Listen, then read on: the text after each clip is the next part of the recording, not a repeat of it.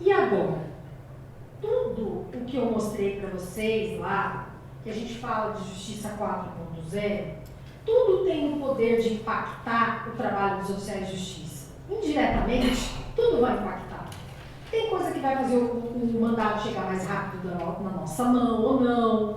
Tudo acaba impactando de uma forma ou outra. Mas quais são aquelas que têm um poder maior de nos impactar de forma mais direta? Eu trouxe aqui, eu selecionei 4, que na minha opinião são essas, tá? O mandamos. O mandamos, tem gente que conhece muito aqui, né? Mas tem gente que ainda não conhece, tá? Então, todo mundo conhece? Não. O que é o mandamos? O mandamos, ele é um sistema que foi desenvolvido especialmente para os oficiais de justiça. Os oficiais de justiça trabalham com 2 equipamentos, com um tablet ou um celular e uma impressora térmica. Tá? Então, o oficial de justiça, a ideia é que ele não trabalhe mais com papel. Ele sai na rua com esses 2 equipamentos, com o tablet ou o celular e mais a impressora térmica. Quando ele chegar na casa da pessoa, quando ele chegar na empresa, ele vai enviar para essa pessoa, pelo aplicativo dela, o mandado judicial, a petição inicial, e ele vai pegar a assinatura dessa pessoa no próprio tablet. Tá? E a forma de devolução do mandado é muito simples. Ela é por cliques que o oficial de justiça vai preencher. Se ele chegar e ele perceber que a pessoa não tem um equipamento eletrônico para receber o mandado, aí sim ele pega a impressora térmica e imprime o mandado para a pessoa. Tá? Ele foi pensado nisso. O que aconteceu? Deu muito discussão, nossa, e tanta coisa, e os oficiais não entendiam, e os oficiais não gostavam. Por quê? Porque não, alguns reclamam da impressora, mas não é por isso não que deu confusão. O que mais gerou polêmica foi um sistema que chama geolocalização. O que acontece? Esse sistema mandamos, ele é capaz de localizar o oficial de justiça onde ele está. E quem está lá na vara, na central de mandados, recebe essa localização. E aí o oficial de justiça receberia em tempo real um mandado lá onde ele está, pela geolocalização. O que deu confusão? Porque muitos oficiais de justiça, muitos, não trabalham dessa maneira. Você cumpre o mandado onde você está. Você cumpre o mandado por áreas geográficas. Você pode até estar em um determinado local, mas às vezes você foi cumprir um mandado de plantão fora da sua área, enfim, tal e coisa. E aí, isso começou a dar muita confusão. E os tribunais interessados em pegar os mandados, então, tinham a possibilidade de fazer a distribuição, de mexer no sistema. A área de TI do tribunal, isso tinha que ser feito em parceria com a área de TI do tribunal. Tinha a possibilidade de mexer nesse sistema e configurar o sistema para a forma que o oficial de justiça trabalha. Aqui a gente trabalha por áreas. Aqui a gente faz revezamento de áreas. Enfim, e fazer a configuração. Resumo da obra. Como é que está isso aí? Ele funciona... Bom, da onde que ele veio? Ele foi inventado por pessoas do Tribunal de Justiça de Roraima. Tá? Então, ele funciona em Roraima, ele funciona como piloto no TRF1, ele funciona também como piloto no Mato Grosso do Sul, e eu acho que ele funciona também num outro lugar como piloto. Os oficiais de justiça de Roraima, que foram os pioneiros nisso, dizem que gostam. Tá? Mas precisa ser adaptado à realidade de cada tribunal. Tá? Eu fazia parte da comissão do Mandamos, porque o meu tribunal era um dos interessados, eu representava meu tribunal. E aí, a gente não conseguiu pegar o sistema, porque a gente precisa fazer redistribuição. São Paulo é muito grande, não dá para o oficial trabalhar São Paulo inteiro. Então, a gente tinha que redistribuir para o colega da área. E o sistema não estava preparado para fazer redistribuição. distribuição, tá? Parece que agora até tá. Mas enfim, bom, vamos parar, mandamos a gente uma palestra inteira, tá? Mas vamos para frente. Sniper. Sniper é um sistema nacional para fazer também busca patrimonial. Por que ele pode ajudar os oficiais de justiça? Porque os oficiais que já trabalham com busca patrimonial reclamam muito da demora para fazer isso. E se o oficial tem um volume muito grande de mandados, fica inviável.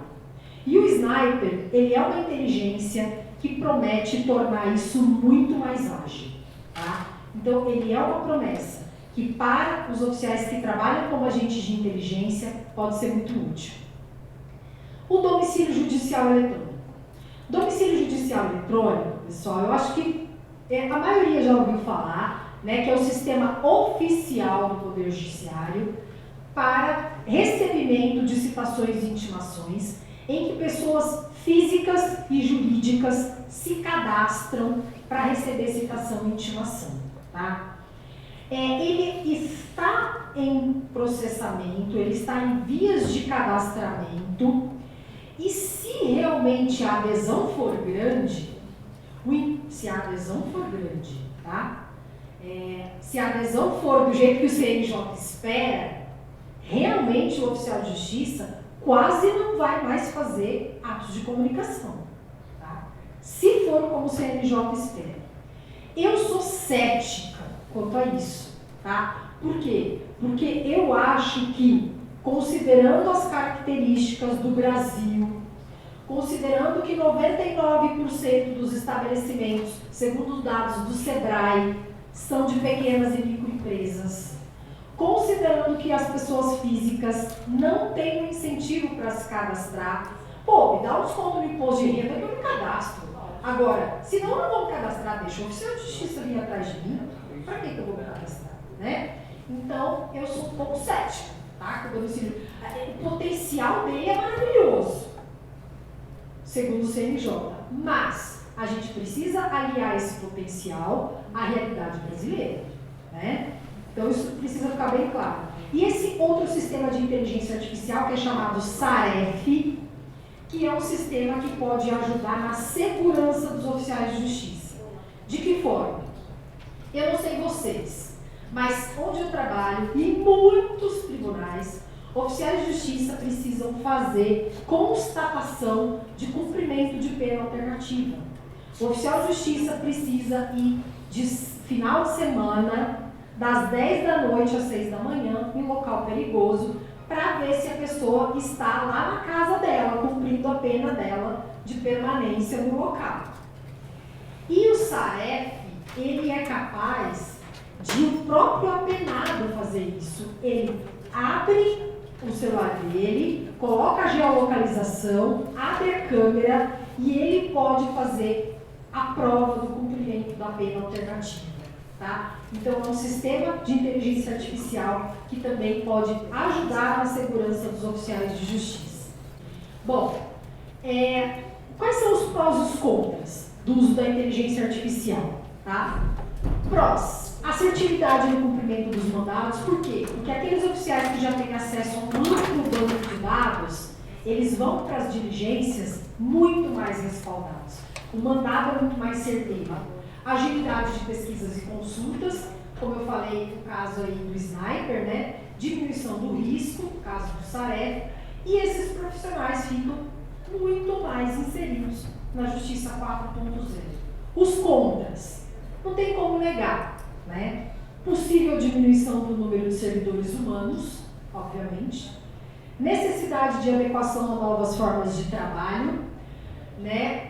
Eu digo isso, pessoal, porque pelo menos onde eu trabalho, com o pessoal que já está mais perto de se aposentar, a gente tem muita dificuldade com o uso de tecnologia, tá? Então, essa necessidade de adequação realmente é um problema, é um contra, né? E a possível necessidade de rever a forma de remuneração. Por quê? Porque com muito cumprimento remoto, talvez a gente precise rever a forma das diligências externas. Né? Então, talvez o oficial de justiça trabalhe com equipamento pessoal. Tudo bem, o oficial de justiça trabalha com o carro dele, mas ele recebe indenização de transporte. A gente trabalha com o nosso celular, a gente recebe alguma coisa? Não. Então aí tem essas coisas também que talvez precisam ser revistas na Justiça 4.0. Aquela perguntinha que eu falei para vocês que eu recebo muito, né? A profissão vai acabar. Eu coloquei profissão de propósito, tá? Eu não acredito no fim da profissão. Porque quando a gente vê os tribunais que extinguiram, eles extinguiram o cargo. Eles não extinguiram a função. Tem uma galera lá trabalhando, fazendo o que o oficial de justiça faz. Então assim, não é a função que acabou. A função está lá. Precisa de gente para cumprir mandado. O que acabou foi o cargo. Né? Então, eu não acho que a inteligência artificial seja o nosso maior risco, não. Tá? Até mesmo pelas condições do Brasil, né, que eu falei para vocês, pela necessidade de cumprir medidas coercitivas, eu acho que o risco vem de outro lugar. Vem da substituição por mão de obra alternativa, essa que eu falei para vocês, em que eles acabam com o cargo, mas eles colocam técnicos no lugar, ou eles colocam ad hocs, e também da desjudicialização, da ideia de transferir tudo para os cartórios extrajudiciais. Eu acho que os dois maiores riscos vêm daqui e não daqui. Tá? Não sei se vocês concordam. Bom, mudando de tema. Vou até tomar uma água. Agora a gente vai falar sobre Lei Geral de Proteção de Dados. Aliás, eu coloquei uma enquete no Instagram para ver o que os oficiais mais se interessavam em saber, e a Lei Geral de Proteção de Dados recebeu bastante votos. Tá? Então, daí eu trouxe aqui. O que é importante a gente saber sobre a Lei Geral de Proteção de Dados para nós? 3 pontos. Tá? Primeira coisa, antes da gente lidar com dados de pessoas, a gente também tem os nossos dados, que também merecem ser protegidos. Então, isso a gente também precisa saber. 2, a nossa responsabilidade se a gente deixar vazar dados de pessoas. E 3, quem é o oficial de justiça na Lei Geral de Proteção de Dados? Será que a gente está lá na Lei Geral de Proteção de Dados? Bom, primeira coisa, como titular de direitos à proteção de dados? Essa discussão, pessoal, já foi, deu muita conversa, né? Por quê? Porque os nossos salários são publicizados, os servidores públicos todos. Né? E aí, será que isso fere a Lei Geral de Proteção de Dados? Será que depois da entrada em vigor da lei, nada mais poderia ser publicizado? E aí veio a discussão entre a LGPD e a LAI, que é a Lei de Acesso à Informação. E a LAI ganhou essa briga. Então, prevalece a Lei de Acesso à Informação e as pessoas têm direito de saber, então pode ser publicizado, tá? Então, isso já foi decidido. Com relação às duas outras coisas. Bom, vamos ver quem é o oficial de justiça na Lei Geral de Proteção de Dados. E aqui eu trouxe umas definições bem importantes para nós, da Lei Geral de Proteção de Dados. Primeira coisa, o que é um dado pessoal? Que é aquele dado que é protegido pela Lei Geral de Proteção de Dados. É o dado que se refere à pessoa natural. Então, quando a gente vai fazer uma diligência e a gente chega no local e a gente percebe que aquela empresa que a gente está procurando não está mais lá, que tem no local uma outra empresa, e aí eu vou colocar na minha certidão, não é aquela empresa, é essa, CNPJ tal, eu posso colocar. Por quê? Porque é uma pessoa jurídica, tá? Então, não tem que se falar em ferir a Lei Geral de Proteção de Dados. Tá? Então, ok. Então, dado pessoal, pessoa física. Controlador. Quem é o controlador? O controlador é a pessoa natural ou jurídica que toma a decisão. Então, é o nosso tribunal. Nosso tribunal é o controlador. E quem que é o operador? É a pessoa natural que faz o tratamento dos dados pessoais. Aí você vai falar, vocês podem falar, eu não faço tratamento de dados nenhum. Me tira dessa história, porque eu não faço tratamento de dados. Então aí a gente precisa entender o que é tratamento de dados, né? Tratamento de dados é coleta, utilização, reprodução, arquivamento, avaliação, acesso e comunicação. Oficial de Justiça coleta dados. Oficial de Justiça utiliza esses dados na sua certidão. Oficial de Justiça reproduz os dados na certidão. Arquiva, a gente tem o nosso arquivo pessoal. A gente faz a avaliação desses dados para ver como vai ser a nossa certidão. A gente faz muito tratamento de dados. Oficial de Justiça faz tratamento de dados muito. E aqui a gente é, então, o operador, tá? E daí, a gente vê, então, qual é a nossa responsabilidade? Se a gente deixar vazar esses dados, que não eram para vazar, né? E aí eu vou explicar como.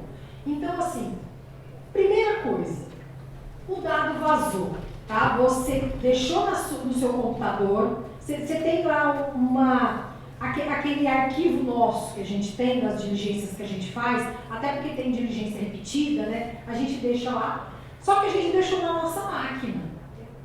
A gente levou a máquina para consertar, vazou tudo, porque às vezes eu coloco lá coisa que eu não ponho na minha certidão, mas eu ponho lá para mim, né? Então, o que acontece?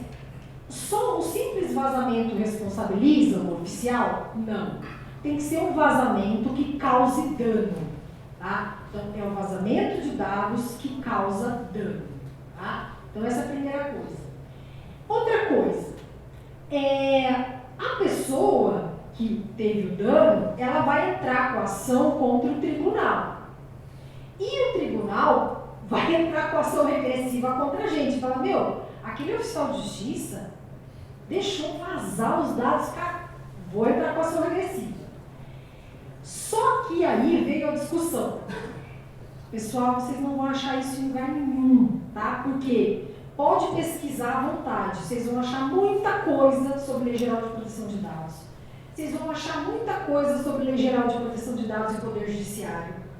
Só que quando a gente pensa em Lei Geral de Proteção de Dados e oficiais de justiça, não tem material em lugar nenhum. Isso aqui eu tive que puxar em um webinar que eu participei, conversando com um juiz XYZ que resolveu dar uma estudada nesse negócio. A gente não tem quase material, tá? E conforme a gente já está vendo, é o que eu falei para vocês. Falei para vocês não, falei em outra coisa. Agora a gente está vendo chegar no Tribunal Superior, nos tribunais superiores, as nossas certidões de citação por WhatsApp. Está batendo lá agora, né? Então agora a gente está vendo o que foi anulado, o que não é. Uma hora isso vai bater, tá? Lá, porque isso aqui é coisa recente ainda.